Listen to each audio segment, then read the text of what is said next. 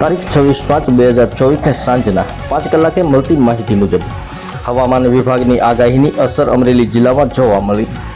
હવામાન વિભાગની વાવાઝોડાની આગાહીને અમરેલી જિલ્લામાં દરિયા કિનારે જોવા મળી. જાફરાબાદના દરિયા કિનારે ઉછળ્યા મોજાઓ. દરિયા કિનારે ભારે કરંટ જોવા મળ્યો.